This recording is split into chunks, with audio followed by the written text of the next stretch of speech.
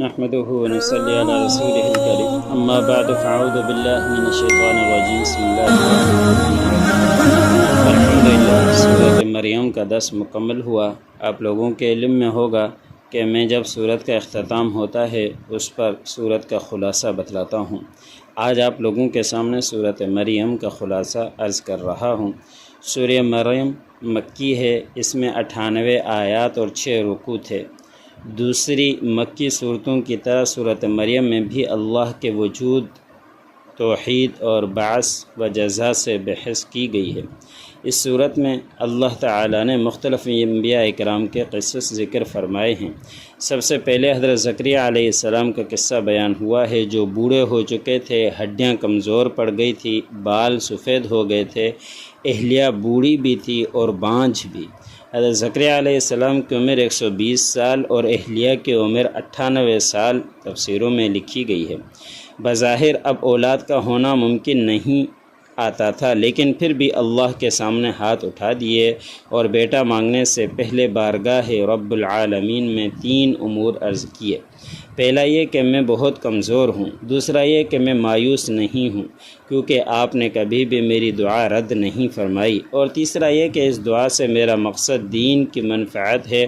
اس کے بعد صراحتاً اپنی دینی خلافت کے لیے اللہ سے بیٹا مانگا، لیکن ساتھ ہی یہ درخواست بھی کہ ایسا بیٹا عطا فرمانا جس سے تو بھی خوش ہو اور تیرے بندے بھی خوش ہوں۔ اللہ تعالی نے یہ دعا بھی قبول فرمائی اور انہیں حضرت یحییٰ علیہ السلام کی صورت میں انتہائی صالح اور عابد و زاہد بیٹا عطا فرمایا، جسے نبوت سے بھی سرفراز فرما دیا۔ حضرت عیسیٰ علیہ السلام کا قصہ۔ حضرت یحییٰ علیہ السلام کی ولادت کا قصہ بیان کرنے کے بعد اس سے بھی زیادہ عجیب قصہ بیان کیا گیا ہے، اور یہ سیدنا مسیح علیہ السلام کی ولادت کا قصہ ہے۔ بے شک حضرت یحییٰ علیہ السلام کی ولادت عجیب طریقے سے ہوئی تھی، کیونکہ ان کے والدین بوڑھاپن کی عمر سے گزر چکے تھے، لیکن حضرت عیسیٰ علیہ السلام کی ولادت بغیر باپ کے ہوئی اور ان کی والدہ باکرہ تھی۔ یہاں سورۃ مریم میں اللہ تعالی نے تفصیل سے بتایا ہے کہ یہ عجیب و غریب واقعہ کیسے پیش آیا۔ حضرت مریم علیہ السلام اپنے گھر والوں سے الگ ہو کر عبادت کے لیے بیت المقدس کے مشرقی گوشے میں چلی گئی۔ کیسے حضرت جبرائیل علیہ السلام کسی طرح جبرائیل علیہ السلام ان کے پاس آئے، انہوں نے گریبان میں پھونکا اور انہیں حمل ٹھہر گیا۔ کیسے ان پر حزن و ملال کی شدید کیفیت طاری ہوئی۔ ولادت کے بعد بچے کو اٹھائے ہوئے جب قوم کے پاس آئی تو یہودیوں کی زبانیں کھل گئی اور وہ بھانت بھانت کی بولیاں بولنے لگے۔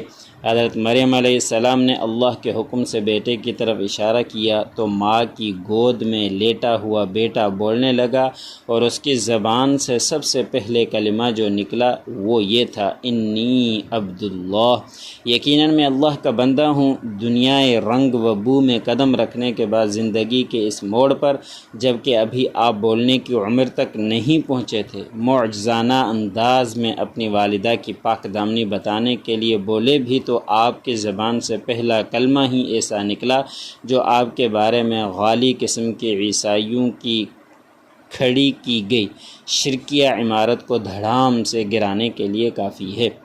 آپ نے اپنے اسی اعجاز خطاب میں فرمایا، مجھے رب تعالی نے 6 اعزازات سے سرفراز فرمایا ہے۔ پہلا یہ کہ بندہ ہوں، نہ رب ہوں نہ رب کا بیٹا ہوں۔ دوسرا یہ کہ مجھے وحی نبوت عطا کی گئی ہے۔ تیسرا یہ کہ اللہ نے مجھے مبارک بنایا ہے، میرا وجود لوگوں کے لیے برکت اور رحمت کا باعث ہے، میں خیر کا معلم اور امت کے لیے نافع ہوں۔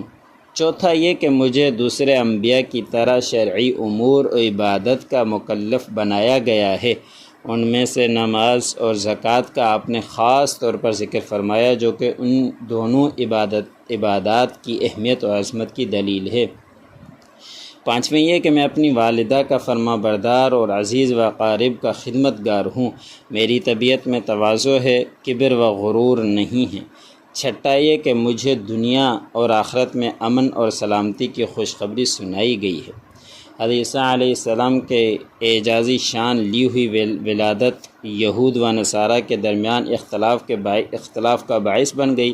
عیسائیوں نے انہیں ابن اللہ، اللہ کا بیٹا قرار دیا تو یہودوں نے معاذ اللہ ابن زنا کہنے میں کوئی شرم محسوس نہیں کی۔ حضرت ابراہیم علیہ السلام کا قصہ۔ حضرت عیسیٰ علیہ السلام کی ولادت اور ان کے بارے میں اہل کتاب کا اختلاف بیان کرنے کے بعد سورۃ مریم منتقل ہو جاتی ہے سیدنا ابراہیم علیہ السلام کے قصے کی طرف، جو کہ مشرک باپ کے ساتھ پیش آیا، تاکہ عقیدہ شرک میں جو جھوٹ، کبر و غرور، جہل و عناد اور ضلالت و حماقت پائی جاتی ہے اس کی ایک جھلک دکھائی جائے۔ یوں ہی حضرت ابراہیم علیہ السلام کے اخلاق و اوصاف، خاص طور پر ان کا حلم اور بردباری، حکمت اور درد مندی بھی نمایاں کرنا مقصود ہے، تاکہ داعیان حق کے سامنے ایک حقیقی داعی کا سراپا آ جائے جسے وہ اپنے لیے نمونہ بنا سکیں۔